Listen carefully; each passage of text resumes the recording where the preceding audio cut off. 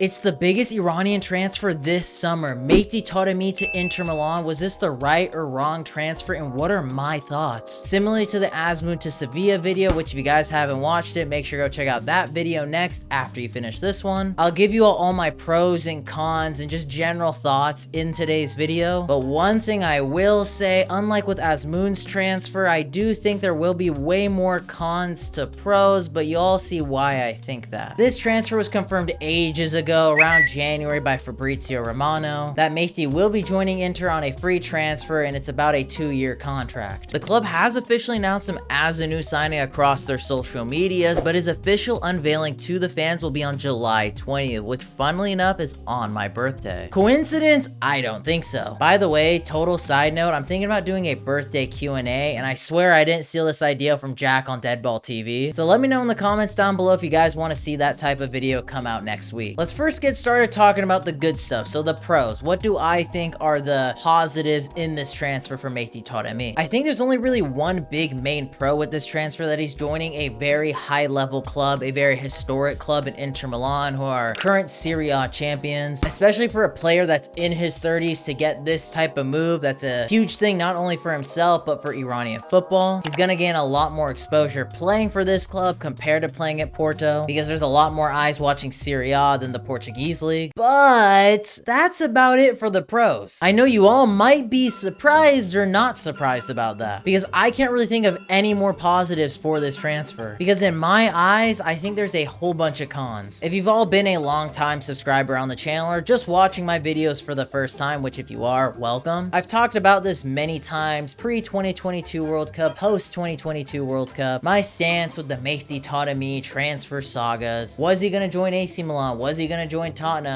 Whoever the club was gonna be, I personally thought he should either just go to the Premier League or just stay at Porto. And to this day, I still stand on that. And I know many of you watching this right now through your phones, through your computer, your TV, however you watch my videos, are telling me right now, "Oh, but Sean, he fits the La Liga or Serie A playing style. He wouldn't cut in the Premier League. It's a cursed league for Iranians. Look what happened to your boy, John Bash." I don't care.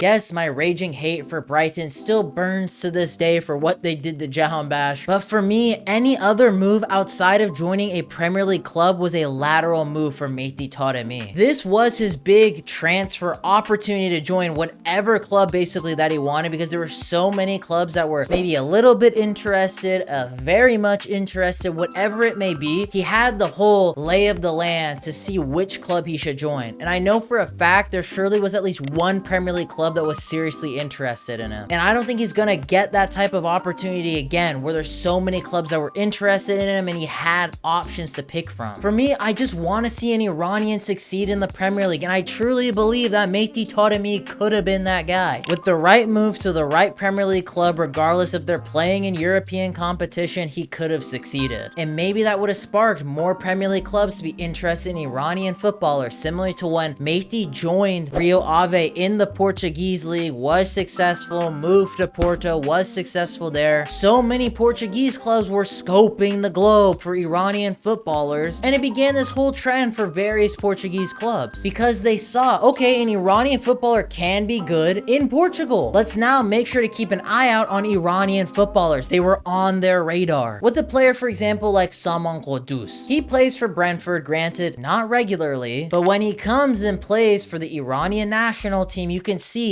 how much more fitter, sharper, and better he is than most of the players on the national team, because he has that Premier League conditioning training day in, day out. Regardless, I'm not saying all our Iranian players should go play in the Premier League, but have a few sprinkled in there. And yes, they might not all be regular starters, but you can see when you have players in the Premier League, they're different gravy. And I think Saman Qudus is a prime example of that, or even Ashkan Dejaga when he used to play for Fulham. Getting to train at that top level, being around those top level pros, playing in arguably, and in my opinion, the best league in the world, makes that much of a difference for Iranians on the national team. But as well, I did say, if not a Premier League move, just stay at FC Porto. I know that's definitely more of the head scratcher for you guys, because why would I think that? Because as I said, I just think any other move outside the Premier League is a lateral move. Might as well just stay at Porto, which is one of the most historic clubs in the world, become the club's all-time leading goal scorer, which he was very close to being. I believe in the end was 3rd or 4th in that standing, become the best striker in FC Porto history, write your name in history for that club, and then just kind of call it quits from there. Because I think Mehdi Taremi still has like 3 more good years left in the tank. So I think he could have easily been a top player for a Premier League club, or just to become the all-time leading goal scorer at Porto, became the greatest striker in the club's history, and just be that GOAT in Portuguese football. But nonetheless, I went on a little bit of a side tangent there, moving back to the other cons that I think for this transfer. This one probably being the biggest one of the bunch. He's gonna probably be a bench warmer for Inter. I just don't see how he starts over Thuram and Martinez. I mean, those 2 guys are the starting strikers for France and Argentina, the best 2 countries in the world, the previous World Cup finals and the previous World Cup winners. My boy Mehdi is the striker for Iran, where we're barely scraping wins against Hong Kong these days. And as well, there's Marco Arnautovic, but he's kind of washed, so I'm not really that worried about him. Filippo Inzaghi, who's the head coach of Inter Milan, who recently just got his contract renewed with the club, usually likes playing with 2 strikers, but I have a feeling his 2 main guys will be Thuram and Martinez, with Mehdi being probably his main off-the-bench guy, playing the odd Serie A match, the cup games, the odd Champions League match, which the good thing is, because they finished top of Serie A, winning the title, they're going to be playing in a plethora of competitions, be it the Serie A, Champions League, Coppa Italia, the 2025 FIFA Club World Cup. There will be plenty of opportunities for Mehdi Taremi, but it's gonna come in very small doses, and without consistency for a striker, it's kind of hard to make an impact. But for some reason in my prediction god head, I just don't see him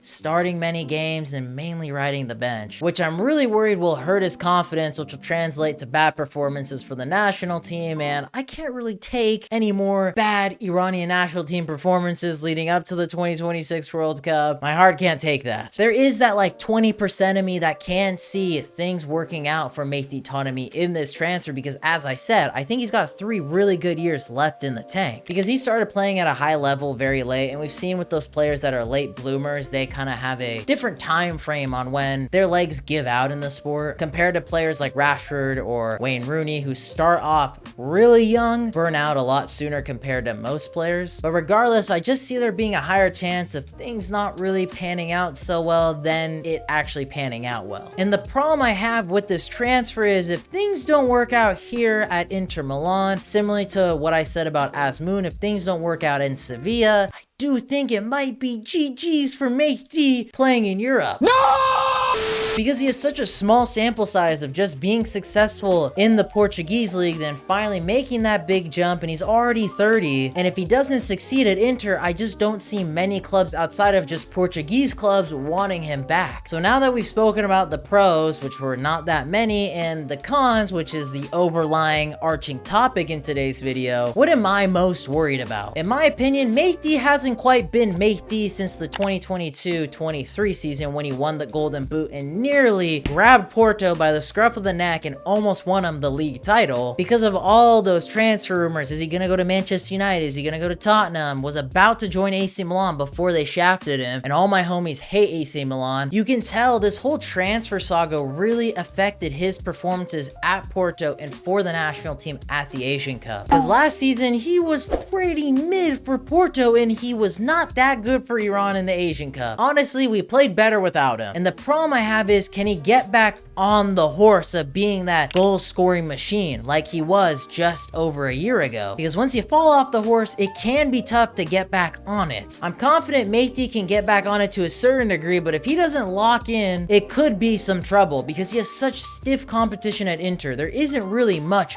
margin for error when he goes and plays for this club. Like at Porto, if he messed things up, Conceição would just put him around his arm and be like, "It's okay, Mehdi. You're essentially like my long-lost son." But with Inzaghi, if Mehdi messes up, I'm not sure that will be the case. The main thing I want to see is, can Mehdi have those kind of performances that he had over a year ago, like he did with Porto, like he has had in moments for the Iranian national team, get above like a 10+ goal or assist season for his first year at Inter, but really solidify himself in this team, make himself integral, be it that like Chicharito always scoring off the bench, or when he does start games, being being Mr. Reliable and scoring in those Coppa Italia games, the odd Champions League game, showing that he does belong with this team. He's not just here to sell jerseys, ride out the last couple of years on his contract, but he's here to compete and be a starter ahead of Thuram and Martinez, who are some of the best strikers in the world, playing for the best nations in the world. But nonetheless, boys and girls, let me know your guys' thoughts in the comments down below. Don't forget, I will be doing in-depth reviews for every single one of the groups for Asian World Cup qualification. Each video will be talking about each group specifically, so there will be all separate videos for Group A, B, and C. So make sure to be on the lookout for that. Let me know if you guys want to do that birthday Q&A. I feel like it would be a lot of fun, so let me know your guys' thoughts in the comments down below. Smash the like button on today's video, subscribe if you're not subscribed already, and boys and girls, I hope you'll have a lovely day.